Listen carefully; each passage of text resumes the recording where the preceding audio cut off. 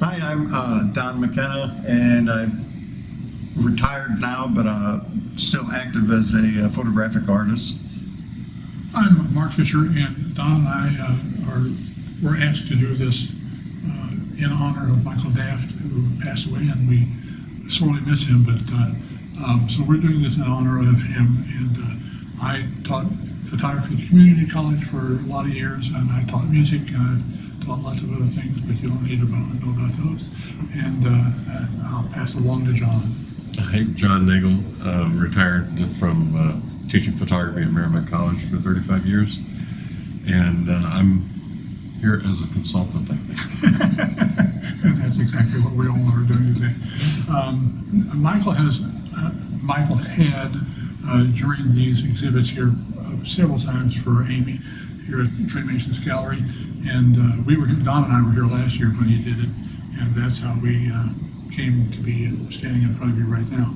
And so this is all done on Michael's behalf, and we hope that we did half as well for him as he does for you. And before I go any further, I need to thank Amy and Framations Gallery for supporting local and regional artists for the past 20 years. This is her 20th anniversary of this exhibit, and I was honored enough to do it one time, but she's the one that keeps things going here regionally and locally. So support all the gallery artists and all the owners of galleries here in the area. This is the artwork that we chose, and we chose from 99 pieces that were submitted by 32 artists. Of the 32 artists that submitted the work, we accepted work by 24 of them, and this is the 46 images that we chose. We talked about the fact that you can have all sorts of things, but not everything is going to get an award, because otherwise you're just passing out participation ribbons, and we have no interest in doing that. We have to try to select the best of the best of the best, and so this is what we chose. Overall, though, the quality was very high. Image interest was real good too. It was a hard thing to narrow these down. Well, and Don and I spent 4.5 hours at my house trying to do this, and I'm not sure we did it correctly, but we did it in 4.5 hours at least. This is a really strong body of work. I mean, just look at there is a great diversity in the work as well, and we are very appreciative of that. It was not everybody taking pictures of a vase of tulips. So we're very happy that you have a diverse language that you're using visually. Yeah, an example of that, you have nature shots, and then some more architectural work, some manipulated work. It was quite a chore to go through this and figure out what was going to get in and what wasn't. The owl flight, the telephoto lens for the birds, or even this architectural subject, and very sharp, very high clarity, and then the amazing group of birds, and which is like a puzzle. It took us a while to figure out the actual subject in the photograph. So those kinds of intriguing things. The texture screen, I think, used in the 41 Plymouth image is an introduction of another visualization that you can do with pretty straight photography. So the talent here is really quite good. And the three of us started out being film shooters. That's how we've done it for years and years and years. We didn't have a lot of color. Well, I didn't have a lot of color work. I did almost all black and white film. So going now to digital is a completely different game, and or at least for me, it's a completely different game. And I still shoot it as if I'm still shooting film. I don't go out and shoot 6,000 frames in an afternoon. I still go out and shoot 3 frames at a time. The normal exposure, over and under exposure, and that's the way I work. But these people have so many more different possibilities that they can introduce themselves to, and still create something that is just very naturalistic and beautifully done, beautifully executed. So congratulations to the folks on the wall. Yeah, I mean, there was just such a variety from an aesthetic point of view and from a photographic technical point of view. I mean, everything was really well done, and the vision is, in many cases, is really something else. These guys started out film. I started out with the daguerreotypes because I've been around for so long. Made my ribs hurt right there, Mike. As we continue down the wall, we continue to introduce the variety of the work in this show, and I think that the talent is really quite high.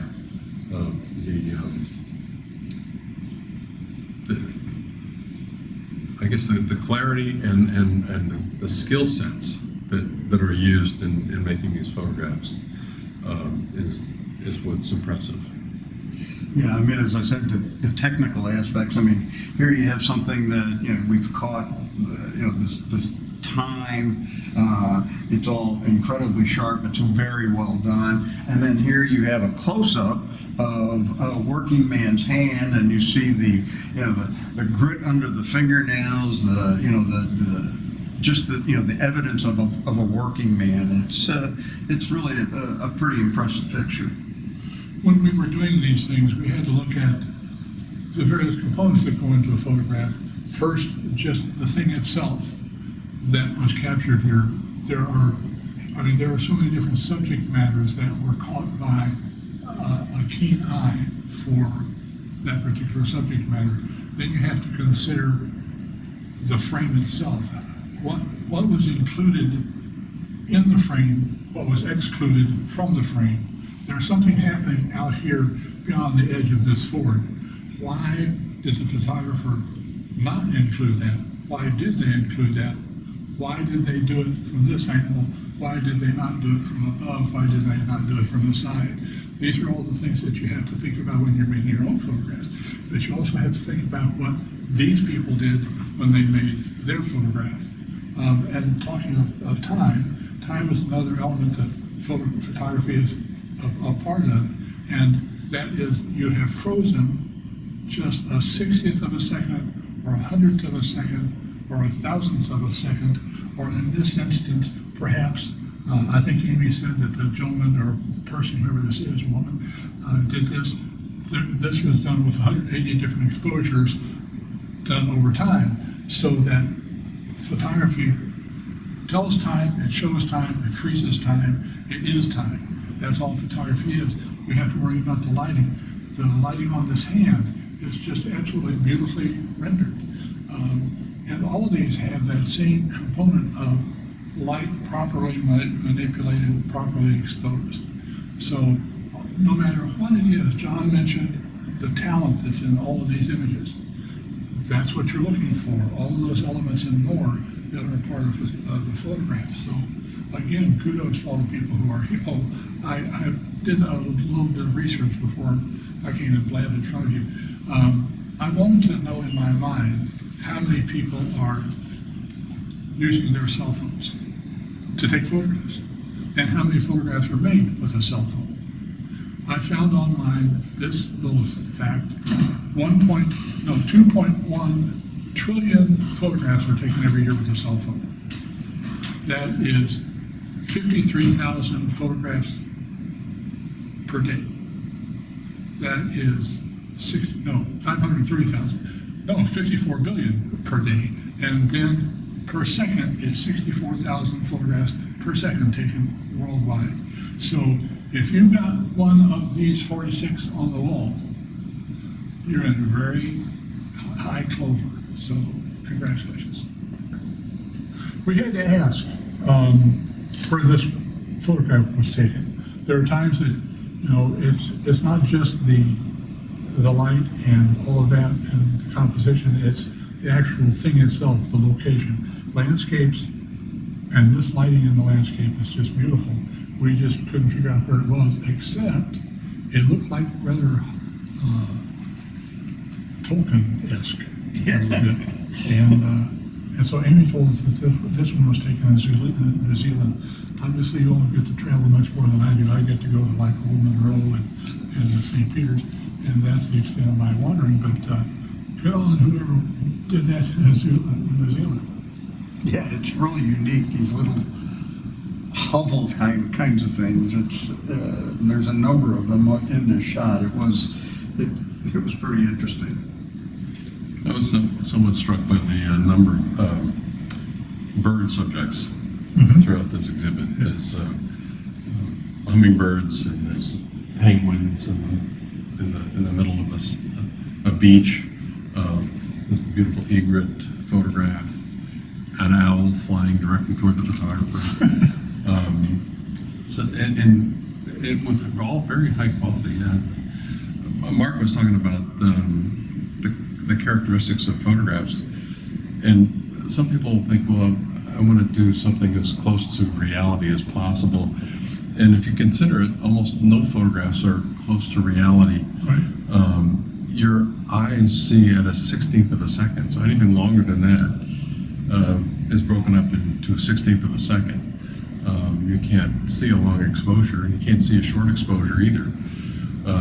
Your eye has irises, and they open and close, so you go from a dark part of the room to a light part of the room, automatically your eyes adjust. And all this is transformed, of course, by your brain. It's hard to really define what's accurate in photography. And Richard Avedon, the famous portrait photographer, said, all photographs are accurate. None of them is the truth. I love that quote. Well, and that up there, we've had quite a conversation about that photograph of the woman standing in the water.